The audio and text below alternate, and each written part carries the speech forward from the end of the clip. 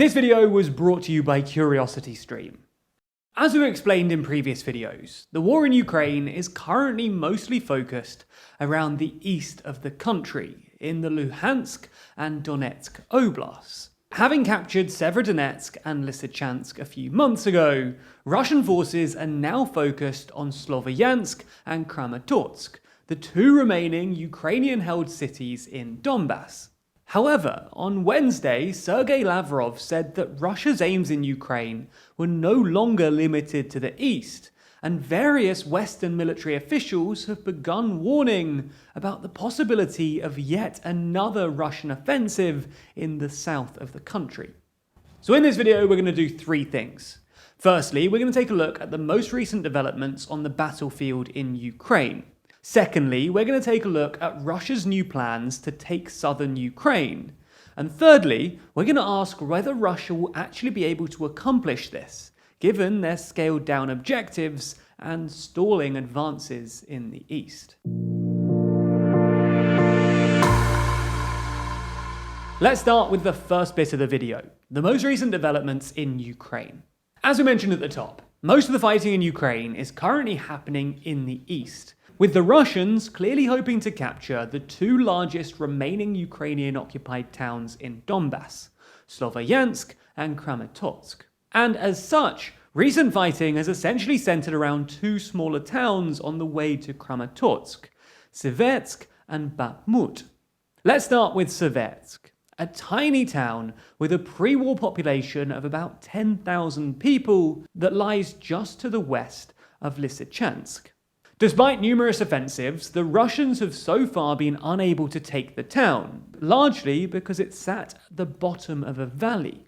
The Russians have made it to the eastern side of the valley, with the Ukrainians on the western side, but they've struggled to advance any further, because, well, if they go down into the town, they'll just end up getting shelled. And to make things yet more worrying for the Russians, there have been reports that a substantial contingent of the forces fighting there are from the 18th Machine Gun and Artillery Division, which is usually tasked with defending the Kuril Islands from Japan. The fact that Russia is having to redeploy forces from its far east to bolster its forces in Donbass suggests that A, the offensive isn't going to plan, and B, Russia is suffering serious manpower shortages.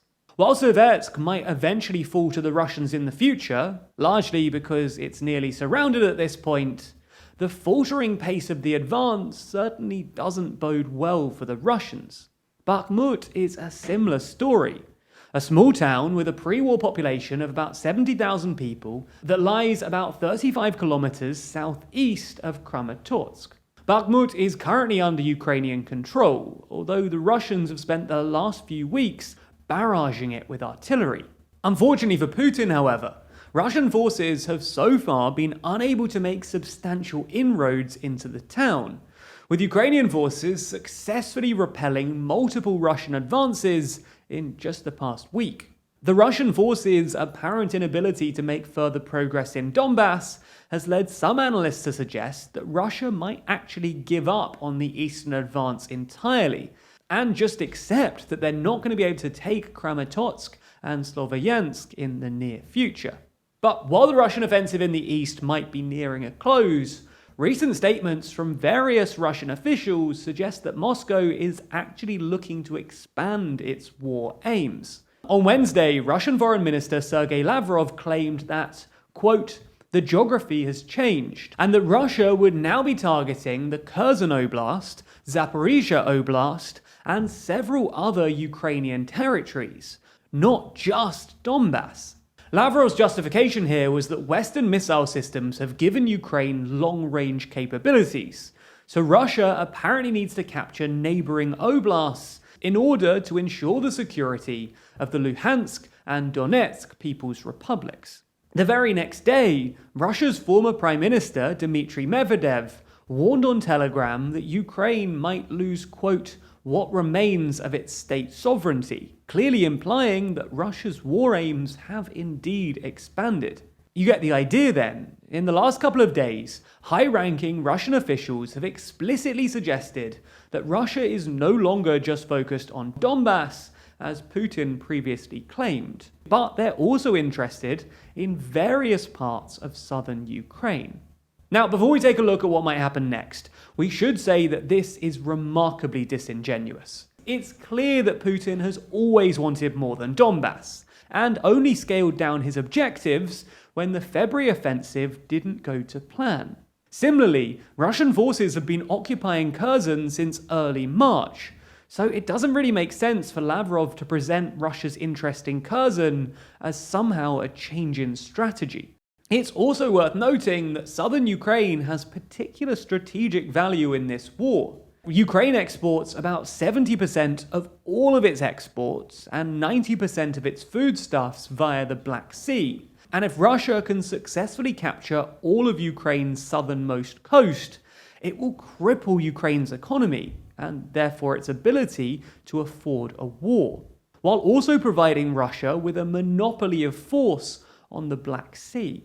Odessa is particularly important here. It's the largest and only deep water port in Ukraine, and currently accounts for the majority of all of Ukraine's maritime trade. Total control over Ukraine's southern coast would also give Putin a land bridge reaching all the way from Russia to Transnistria, a pro-Russian breakaway statelet in Moldova that's repeatedly expressed its intention to join the Russian Federation. You get the idea then. Russia wants to capture southern Ukraine for obvious reasons. The real question, though, is whether, given Russia's lackluster performance in other parts of Ukraine and a faltering domestic economy, all of this is even feasible. For Russia to annex southern Ukraine, it will have to do two things. Firstly, capture the area militarily, and secondly, establish political control. Let's start with the military effort. As we've already explained, Russia's war effort in Donbass isn't really going to plan.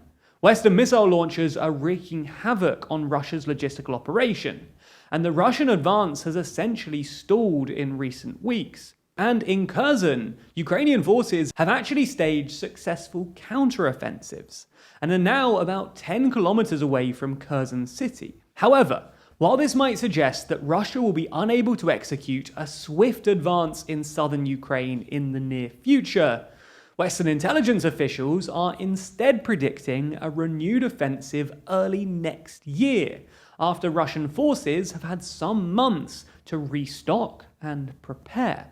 Whether this is actually feasible will depend on a number of factors, but perhaps most on whether the West continues to send arms to Ukraine and the impact of Western sanctions on Russia's ability to replenish its army.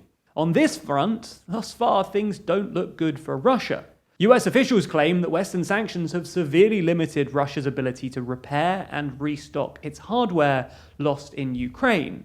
And the fact that Russia is already relying on reservists and units from its east suggests that it is running out of manpower.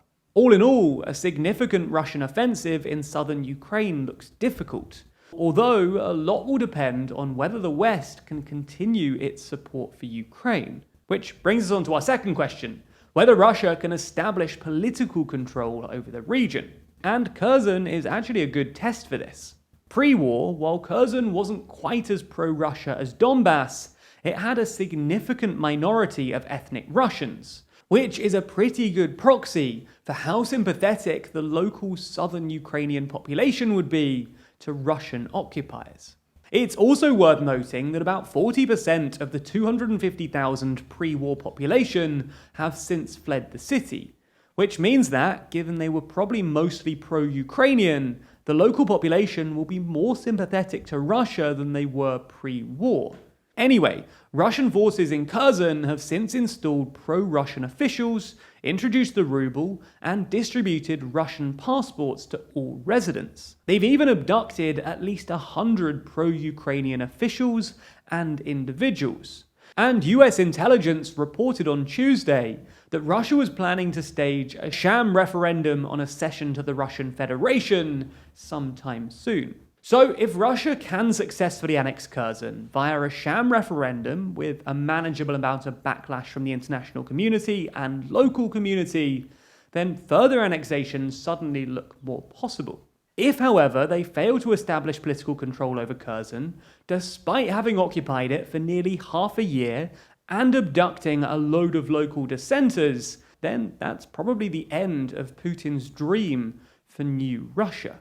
And clearly that's significant, because it could shape Putin's policy going forward, not just in Donbass, but throughout southern Ukraine and all the way to Transnistria, the breakaway state which wants to become part of Russia.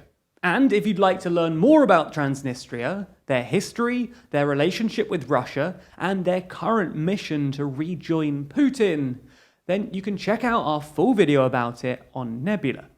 We've got explainers on all kinds of issues, like Ukraine's alliances and Europe's lack of leadership, as well as discussions about Europe forcing Apple to use USB-C and the UK's leadership race.